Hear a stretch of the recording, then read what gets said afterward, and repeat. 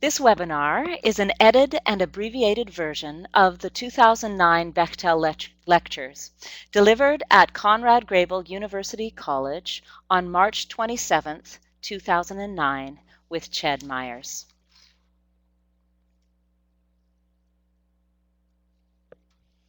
The title of this presentation is Women Clothed with the Sun, Sophia Facing the Beast. We will begin our investigation by looking at a recurring theme in the New Testament epistle to the Ephesians, which Ched has elsewhere argued is a manifesto of peacemaking. In the opening chapter of Ephesians, the author declares, "With all wisdom," in Greek Sophia, "and insight, God has made known to us the mystery of the divine will." He goes on to pray that God might grant the reader a spirit of wisdom and of revelation to understand and embrace the abolition of enmity embodied in Christ.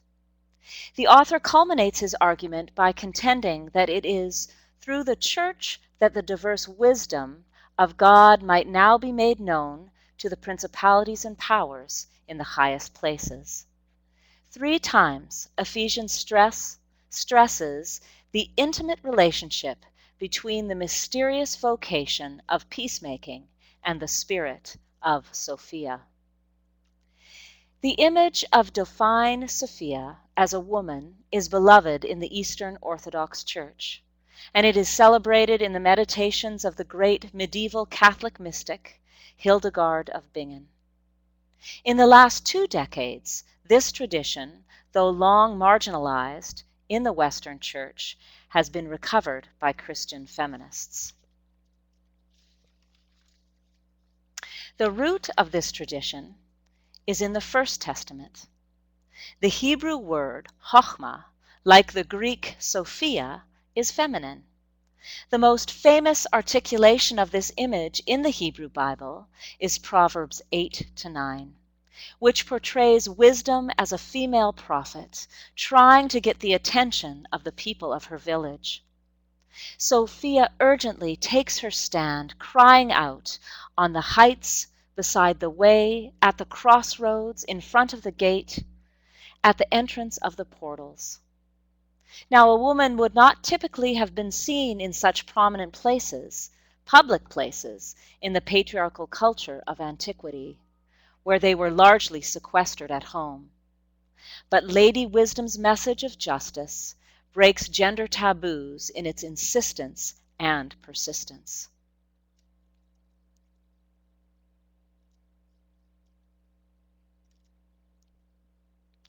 Proverbs offers a cosmic rationale for this.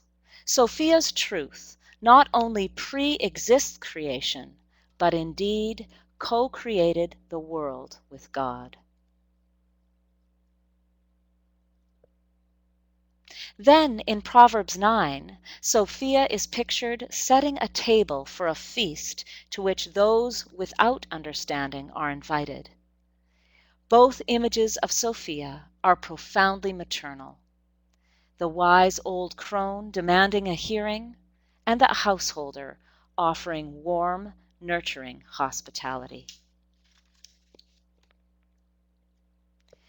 Jesus, perhaps reflecting the influence of a very strong mother, invoked this very tradition in his warning to skeptics resisting his message. Wisdom is justified by her children. Indeed, women have long held up the world, not only in their nurturing strength, but also by making peace in the home, the neighborhood, and beyond, fiercely protecting their children. In ancient Greece, Aristophanes' famous comedy Lysistrata describes how the bloody 20-year Peloponnesian War was finally halted only when the women of Athens refused to have sex with their husbands. Hostilities ceased in 6 days. Lysistrata, loosely translated, means she who disbands armies. The comedy is one of the few surviving plays written by Aristophanes, and was originally performed in Athens in 411 BC. Similarly, in 1 Samuel 25, we find the extraordinary story of Abigail, who confounded David's mission of vengeance on her husband by meeting David's militia in the field, armed only with a sumptuous banquet. Impressed with her courage and creativity, David abandoned his plans for retribution. In most indigenous cultures, women have played special roles as peacemakers, intervening in conflicts and often declaring truces in war. For example, the entire Lenape clan of the Delaware Valley in Pennsylvania was appointed by the Iroquois Confederacy to play the role as mediators, peacemakers in tribal conflicts, and collectively were referred to as women. It is not well that all nations should go to war, for that will finally bring about the destruction of the Indians, goes the Lenape sacred story, the Walla Olum. We have thought of a means to prevent this before it is too late. Let one nation be the woman. We will place her in the middle, and the war nations shall be the men and dwell around her. No one shall harm the woman. The woman shall not go to war, but do her best to keep the peace. When the men around her fight one another, and the strife waxes hot, the woman will have the power to say, "You men, why do you strike one another? Remember that your wives and children will perish if you do not cease. Will you perish from the face of the earth?" Then the men shall listen to the woman and obey her. In North American history alone, the cloud of witnesses of women warriors for peace and justice is vast. From 19th century abolitionist Harriet Tubman to 20th century United Farm Workers co-founder Dolores Huerta. From famous civil rights heroine Rosa Parks to forgotten movement martyr Viola Liuzzo. And from Nora Bernard of Millbrook First Nations Reserve in Nova Scotia, instrumental in helping to launch Canada's first TRC process, to recent Brazilian forest defender and martyr, Sister Dorothy Stang. In 2005, 1,000 women from more than 150 countries were jointly nominated for the Nobel Peace Prize in an effort to make visible women's work of countering injustice, discrimination, oppression, and violence in the pursuit of peace. On March 8th of every year, we celebrate International Women's Day, which has its roots in the women's labor struggles dating back to 1857. Unfortunately, women's stories have long been hidden in the dominant culture or considered secondary to the heroic feats of men. This is definitely a problem among us Mennonites because of our long patriarchal traditions. Thus, we believe it is important to underline the restorative justice and peacemaking work of women who embody both the prophetic Sophia of Proverbs and the peacemaking Sophia of Ephesians. This webinar will introduce you to 3 of these women who I interviewed for our Ambassadors of Reconciliation book project. Murphy Davis has been working to confront the death penalty and the cold shadow it casts over the life of the poor. For over 30 years, Murphy has been a tireless advocate for the poorest of the poor in North America, those on the streets and those on death row. She and her husband, Edward Loring, are Presbyterian ministers who work intently on the related issues of homelessness, prison, poverty, class, and racial segregation. In 1981, they founded the Open Door Community in an old apartment building near downtown Atlanta. Residents of the Open Door struggle to work and live together across race, class, and gender lines. Some of the community members were once homeless or in prison, while others are ministers, students, or lawyers. Daily, the Open Door offers the basic necessities of food, clothing, showers, toilets, telephone use, and shelter to the homeless of Atlanta.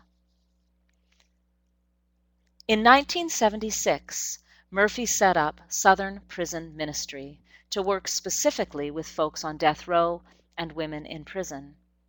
Murphy has made innumerable visits to death row prisoners, befriending hundreds and immersing herself in the struggle to abolish the death penalty. The loss of her friends on death row hits her hard. In Advent of 1983, John Eldon Smith, Smitty to his family and friends, was the first man to be executed under the new death penalty law. He was 54 years old, and for 4 years Murphy had visited him and fought for his life. Murphy relates her first journey through that fire.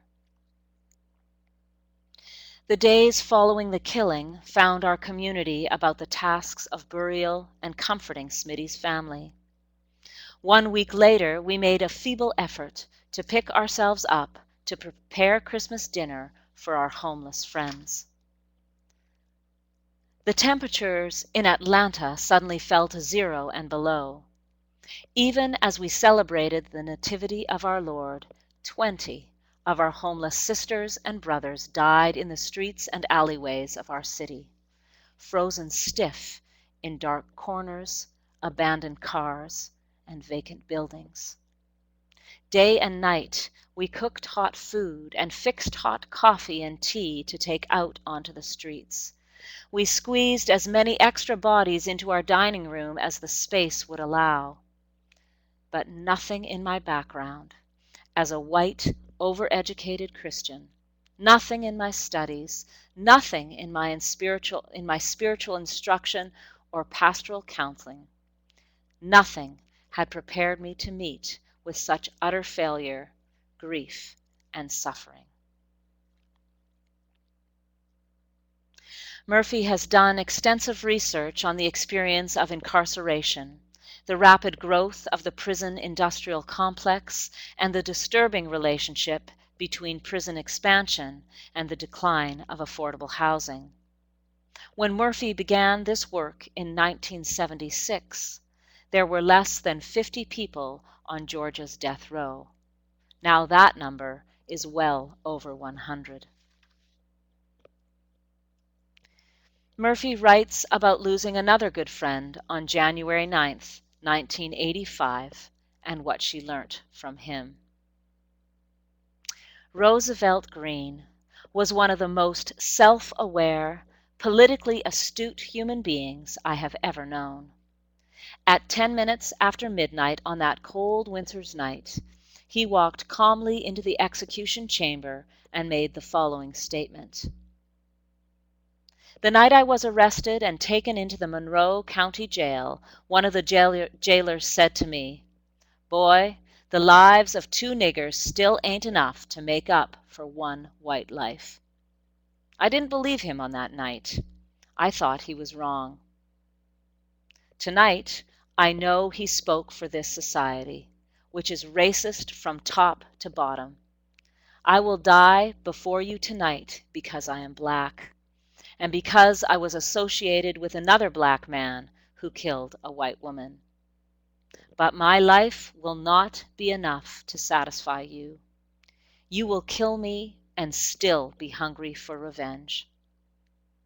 The one thing you cannot do is make me hate you. I will not hate you even though you kill me. I forgive you, for you are blind, and I will die with peace in my heart. Murphy is a powerful preacher and teacher who brings rigorous analysis together with compelling stories of her accompaniment work. But for all her prophetic advocacy, the heart of Murphy's work is pastoral. Visiting prisoners on death row, listening to their stories, and advocating for them.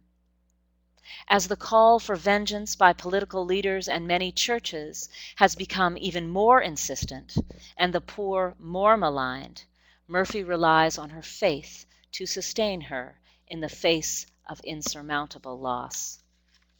She relates, "The most important piece is to have a community, so the failures and the deep sorrow and grief are not borne alone. No individual can bear the crushing, hateful power of this system. We must build community and find a spiritual well to draw on. Our deep spiritual well is the discipleship movement of the vagrant Jesus, the dark-skinned Middle Easterner, the executed convict Jesus. That is the well that sustains us. That helps us find the resurrection that is hidden amidst so much crucifixion." Murphy is in her 4th round of battling cancer.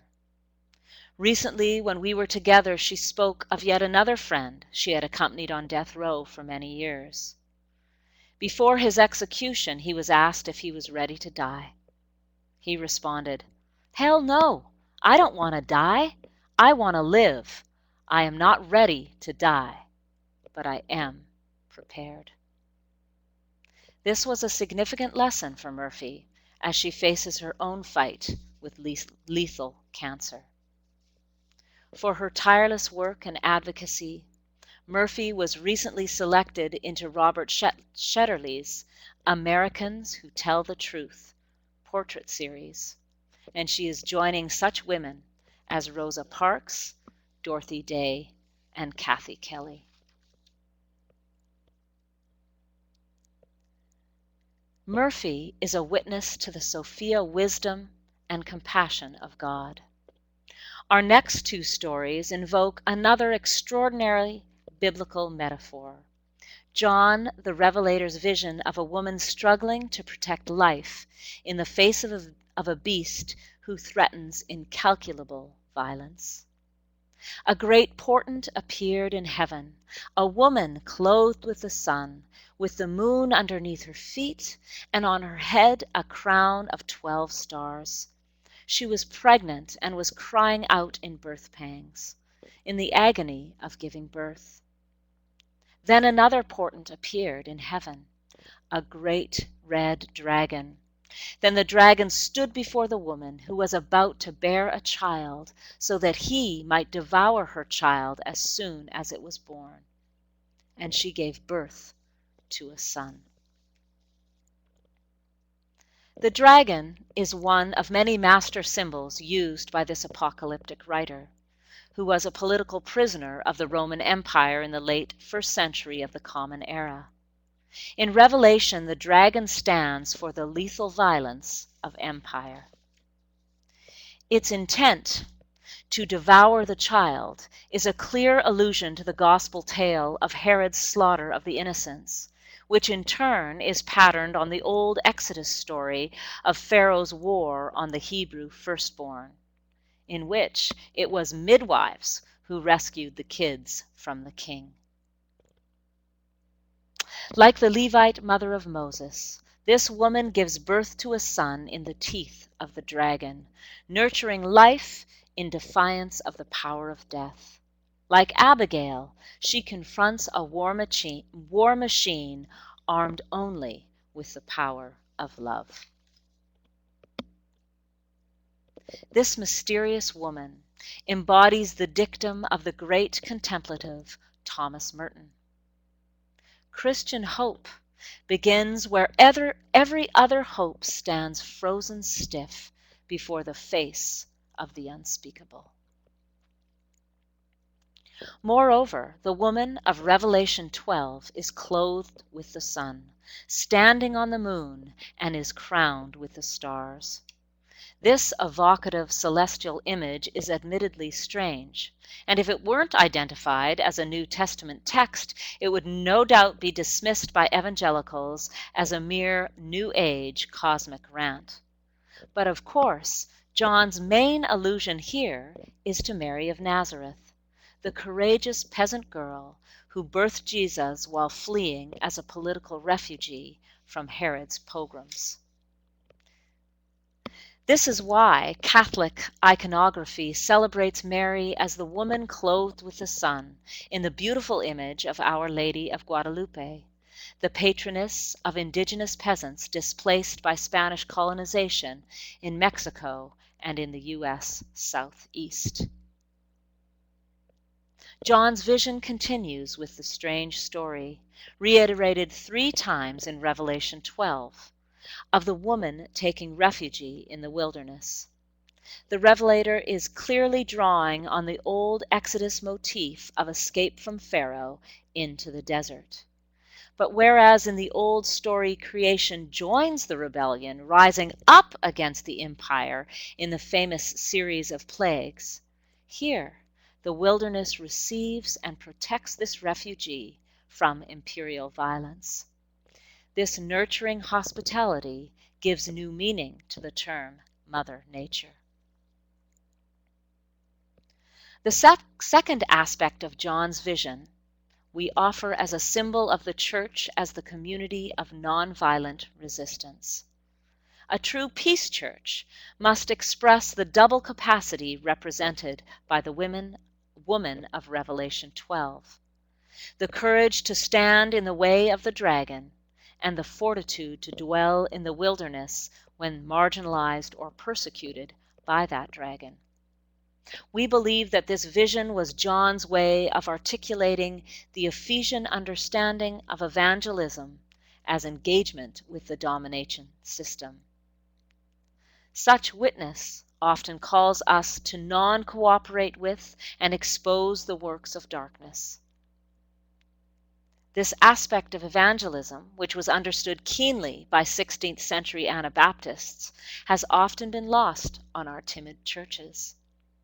But it is embodied by Marietta Yeager and Liz McAllister, women clothed with the sun who have tried to stand before the dragon of violence. Marietta Yeager's journey is marked by tragedy and agonizing grief. Yet, with her moral authority as the mother of a murder victim, she challenges all of us to disarm our hearts and practice forgiveness. On June 25th, 1973, Marietta's 7-year-old daughter Susie was kidnapped during a family camping trip in Montana. For 15 months, they knew nothing of Susie's whereabouts. Marietta told me, "I was catapulted into a very intense spiritual journey. Initially, I was willing to kill the kidnapper with my bare hands for taking my little girl away, and because of the terrible effect it had on my entire family. I made a year-long commitment to daily wrestle with God about forgiveness, justice, mercy, and love. Many people were praying for me, and it was a long, gradual process. But during that year, I came to realize 3 things. 1. In staying full of rage, I was in fact handing my power over to the kidnapper, allowing his actions to change my value system. 2. In God's eyes, the kidnapper was just as precious as my little girl. And 3.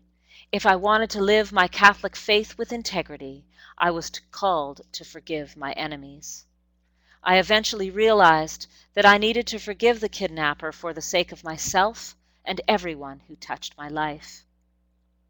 And because I believe in a God who never violates our freedom or free will, I gave God permission to change my heart. And by the time we found out what happened to Susie, the miracle of forgiveness had been accomplished in my spirit. On the 1-year anniversary of the abduction, the kidnapper called Marietta, taunting her. But Marietta disarmed him by expressing concern that his actions must have placed a tremendous burden on his soul. He was taken aback and began to cry. He talked with Marietta for over an hour, revealing enough information about himself for the FBI to identify and find him. And then, at last, Marietta learned the painful details of what had happened to her daughter. A few months after Susie was buried, a local church contacted Marietta, asking her to speak about how her faith sustained her through this ordeal. This opened the door to many other invitations through which Marietta met other murder victim family members, as well as people working in different areas of social justice. Marietta explained to me, "Through my interactions with various activists, I began to make the connection between my personal stance toward the man who had taken Susie's life and our nation's stance towards its enemies. I would never have been complicit in my little girl's death. How could I then be silent about the violence of the death penalty my government was pursuing in my name and with my tax dollars? Now, my primary work is to help people understand forgiveness and its broader applications. We degrade and dehumanize ourselves by practicing capital punishment, and we put ourselves in the same mindset as the murderer. And we insult the inestimable value of our loved one's memory by becoming that which we abhor, people who kill people." Then Marietta paused and took a deep breath. "I will never condone the killing of another chained, defenseless person such as my daughter was," she says in measured tones. "Let us not produce yet another victim and another grieving family." Through the years, Marietta has continued to work with victims of violence, telling her story and encouraging them to find healing and wholeness. She is critical of the criminal justice system's inability to bring closure or healing, and calls on the church to offer an alternative. She explains, "Many churches have prison ministries, but I do not know of one church that has a ministry to victims of violence. Most often, victims' families become isolated. People do not want to intrude on victims' privacy or visit and remind them of something that for maybe 3 minutes they've been able to forget. Victims' families need to be held, loved, prayed for, and listened to. They need to continually process their rage, loss, and grief in order to get it out rather than let it fester within. The Christian community that upholds the value of life and forgiveness needs to be present so that when the victims have processed all of their pain, they hear that the next best move is to give God permission to change their hearts." In 1997, Marietta co-founded Journey of Hope, which has been on the forefront of the abolitionist movement. Each year, they organize a speaking tour through a state that executes people. More recently, Marietta co-founded Murder Victim Families for Human Rights, in which capacity she has testified before the United Nations Human Rights Commission. She travels widely, inviting people into the struggle for personal and political forgiveness. Marietta reminds us of one of the core truths of restorative justice. Transformative power is unleashed when the victim takes the moral initiative. Both Murphy and Marietta are women of justice and of mercy. Finally, I want to introduce to you an important mentor to Ched and me. Elizabeth McAllister, a former Roman Catholic nun, gained notoriety in the late 1960s because of her nonviolent resistance to the Vietnam War. She married activist priest Philip Berrigan, and together they founded Jonah House in the inner city of Baltimore, Maryland, which for more than 30 years has been on the forefront of prophetic Christian witness against militarism and the nuclear arms race. On Thanksgiving Day, November 24th, 1983, Liz, together with 6 others, entered Griffiss Air Force Base in Rome, New York. In a symbolic attempt to turn swords into plowshares, they enacted Isaiah's prophecy that nation shall not lift up sword against nation, nor shall they learn war any more, by hammering on B-52 bombers carrying cruise missiles and pouring their own blood. They left at the site of their witness a written indictment of the United States government pointing to the war crimes of preparing for nuclear war. While such dramatic and risky plowshares actions may seem disturbing to many of you unfamiliar with it, we should recall what Menno Simons strongly endorsed, the Isaiah vision that inspired it. In federal court, they were convicted of conspiracy and destruction of government property. They received prison sentences ranging from 2 to 3 years, which Liz served at Alderson's Women's Penitentiary. In our interview, Liz said, "I could not have done this action unless I felt under mandate of Scripture to beat swords into plowshares and spears into pruning hooks. It was a momentous thing to do, and yet I had to do something against this death system." At the time of this action, Liz had 3 small children at home.